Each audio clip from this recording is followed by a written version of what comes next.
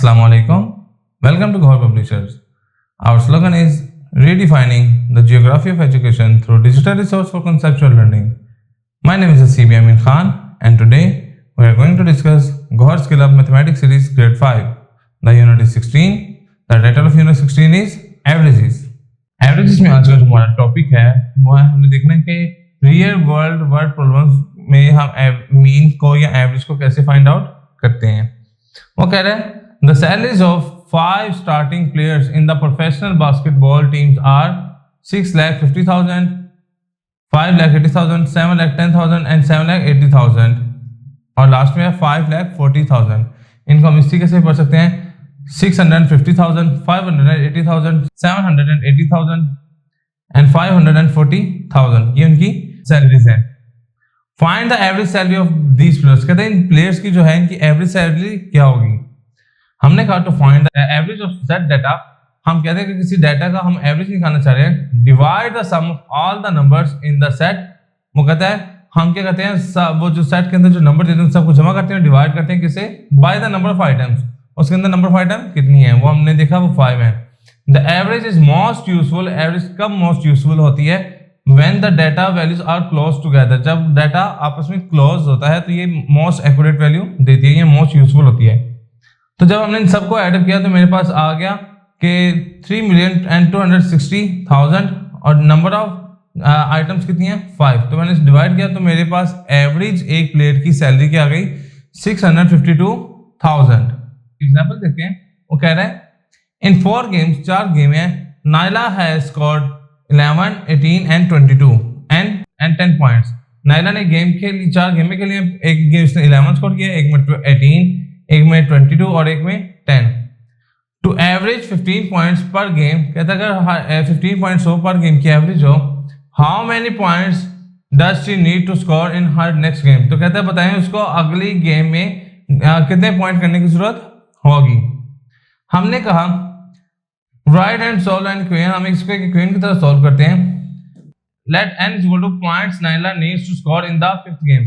हमने कहा कि जो 5वीं गेम है ना उसमें स्कोर करने के लिए वो जो पॉइंट्स है वो कितने nth हैं। तो हमने कहा कि इन सबको जमा करें जो 11, 18, 22 एंड 10 और 5वीं जिसको चाहिए वो क्या n।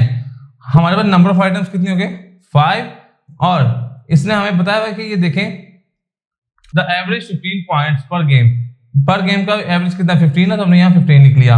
इन सबको जमा किया तो 61 प्लस n नंबर 5 आ गया। 5 डिवाइड होता तो जाकर मल्टीप्लाई हुआ तो 61 plus n is equal to 75 आ गया।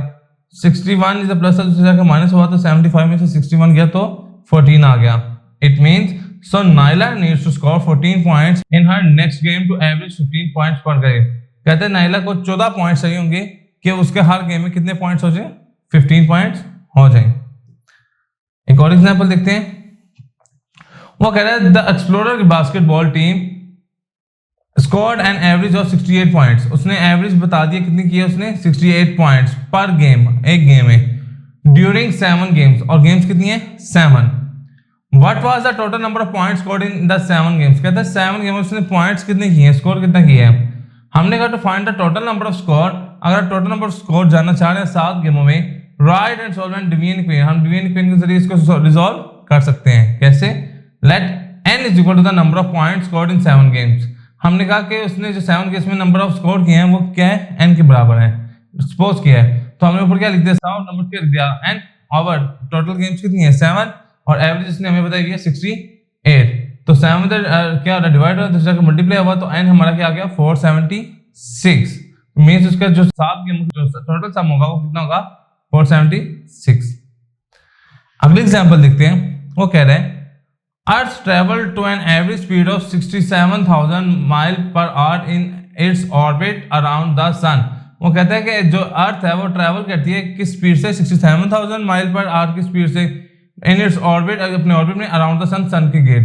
What is the average distance around the sun that earth travels in 7 hours. कहता है वो क्या एवरेज डिस्टेंस होगा कि वो 7 आवर्स में पूरा करे। तो हमने कहा to find the average distance, अगर आप एवरेज डिस्टेंस फाइंड करना चाह रहे हैं तो एक आवर में 67,000 का है, तो अगर 7 आवर्स में मालूम करना चाह रहे हैं तो सिंपल उसको 7 से आप मल्टीप्लाई करते हैं तो हमारा रिक्वायर्ड आंसर आ जाएगा।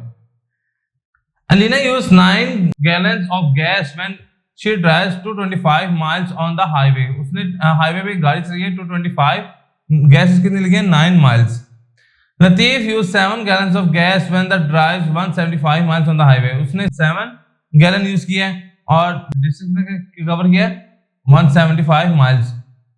Is the average number of mile per gallon of gas the same for Alina's car और लतीफ कार, कहते हैं इन दोनों से जो एवरेज जा रही है वो क्या सेम है कार की। तो हमने कहा to find out if the two average rates are the same, अगर हम देखना चाह रहे हैं कि दोनों की एवरेज सेम है, write two ratios and determine if they are equivalent, that is if they form a proportion. कहता है तो हम उसको रेशियो के फॉर्म में लिख सकते हैं फाइंड करने के लिए कि वो इक्विवेलेंट है कि नहीं है। वो कह रहे हैं write each ratio as a fraction, हर रेशियो को फ्रैक्शन के अंदर लिखें इन द सिंपलेस्ट फॉर्म, और सिंपलेस्ट फॉर्म में करें। अलीना इस्माइल, अलीना ने कितने माइल किया है 225 और गैलन कितने यूज किया है 9, तो हमने डिवाइड किया तो कितना आ गया 25। अब हमने लतीफ का देखा उसने 175 कवर किया था डिस्टेंस और जो गैलन यूज किए थे वो 7 गैलन गैस यूज की थी, इनको भी डिवाइड किया तो ये भी क्या आ गया 25।